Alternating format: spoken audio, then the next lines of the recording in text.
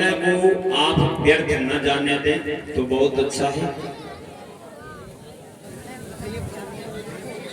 आइए देखते हैं भगवान की पावन कथा की ओर।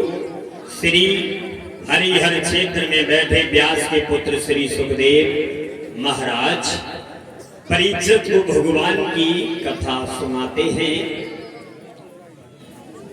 बताया है कि हम आपको बताएं कि भगवान श्री राम का अवतार कैसे हुआ था। हमारी अयोध्या में भगवान श्री राम कब आए, क्यों आए और कैसे आए। देखो,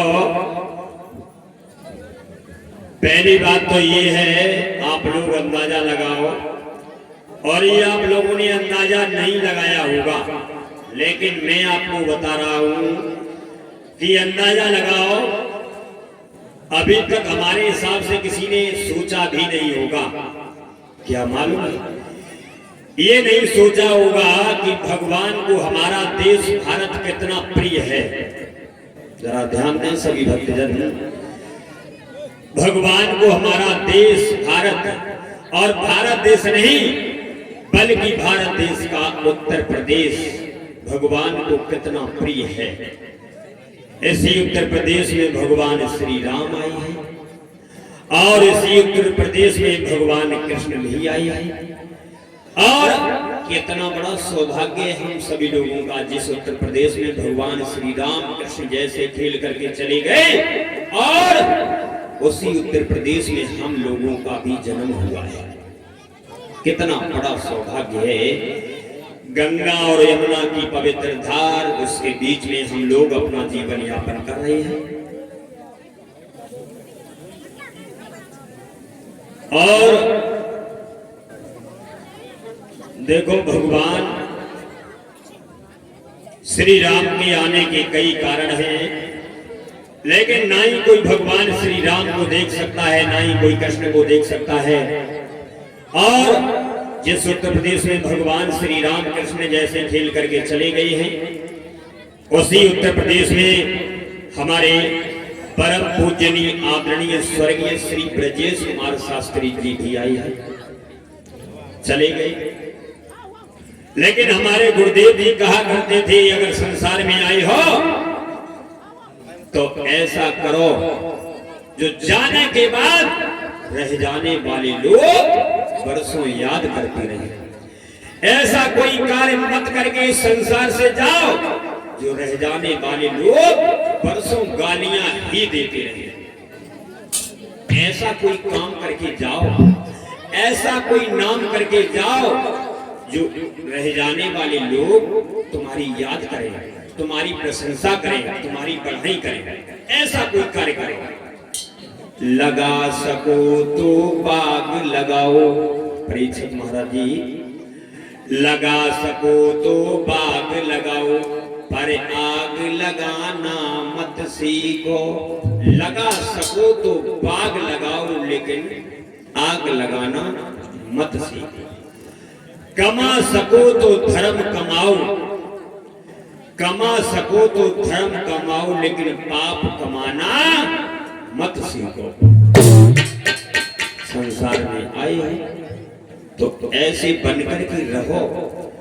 अपने मुखारबिंद से ऐसे वचन निकालो जो सामने वाले को वो वचन बुरे न लगे। आइए देखते हैं भगवान की पावन कथा की ओर। बताया है श्री राम का अवतार कैसे हुआ है। महाराज आज के पुत्र हुए हैं दशरथ, आज के पुत्र हुए हैं महाराज दशरथ। और दशरथ की 3 रानियां बताई जाती हैं, कौशल्या, कैकेयी और सुमित्रा। लेकिन जगदीश रामायण में ये लिखा हुआ है कि दशरथ के 3 नहीं बल्कि 760 रानियां थी। वाल्मीकि रामायण में लिखा हुआ है कि दशरथ की 760 नहीं बल्कि 350 रानियां थी। महारामायण में लिखा है 360 और गीतावली में 110 बताई गई है, लेकिन 3 रानियों का दर्जा ये सबसे बड़ा था, कौशल्या, कैकेयी और सुमित्रा। देखो इधर बताया है, ब्रह्मा जी ने रावण से कहा है, देखो रावण, दशरथ और कौशल्या से जो संतान होगी उसी के हाथों से तुम्हारी मौत होगी। जरा ध्यान दें, दशरथ और कौशल्या से जो भी संतान होगी उसके ही द्वारा तुम्हारी मौत हो जाएगी। तो देखिए रावण ने ये कहा है, कोई बात नहीं है, हम दशरथ और कौशल्या की शादी ही नहीं होने देंगे।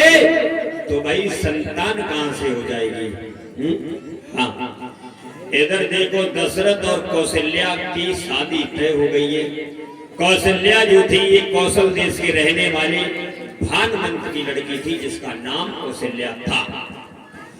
दशरथ और कौशल्या की शादी जो थी ये तय हो गई है, और जब तय हो गई है, इधर रावण को ये मालूम था कि हमारी दशरथ और कौशल्या से जो संतान होगी उसके द्वारा मेरी मौत होगी, तो हम इन दोनों लोगों की शादी ही नहीं होने देंगे। तो देखिए जैसे ही शादी रुकी है तो रावण ने कौशल देश में जाकर के किसी भी प्रकार से कौशल्या का हरण कर लिया, यानी कौशल्या को चुरा लिया।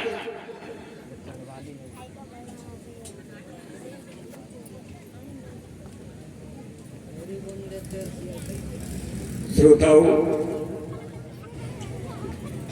कौशल्या को जब चुरा लिया है, अबला होने के कारण उसे मारा नहीं बल्कि संदूका में बंद करके और एक दरियाई में बहा दिया है। और जब दरियाई में बहा दिया है, उन्हें एक महात्मा ने निकाल लिया है, विमानक मुनि ने। कौशल्या उसी आश्रम पर रहने लगी। अब दशरथ जो थे ये बारात लेकर के पहुंच गई है कौशल देश में। और जब कौशल देश में पहुंचे, अब वहां लड़की है नहीं। भानुमंत सोचने लगी अब क्या होगा। अब तो कुछ विचार नहीं आ रहा है, क्या करें क्या न करें, कुछ समझ में नहीं आ रहा है। तो देखिए इसी लोक लाज के कारण, एक शर्म के कारण भानुमंत ने अपनी छोटी बेटी सुमित्रा का विवाह जो था ये दशरथ के साथ कर दिया। अब दशरथ जो थे ये सुमित्रा को लेकर के और आ रहे थे। और जब आ रहे थे तो विमानक मुनि के आश्रम से गुजरते हुए निकले हैं। वहां पर कौशल्या मिली। और जब कौशल्या मिली है तो बताया गया है कि दशरथ ने कौशल्या के साथ विमानक मुनि के आश्रम पर गंधर्व विवाह किया। गंधर्व किसे कहते हैं? गंधर्व विवाह आज के युग में कहते हैं, पहले कहते थे गंधर्व विवाह, और आज के युग में कहते हैं लव मैरिज, प्यार में शादी। पहले कहते थे गंधर्व विवाह।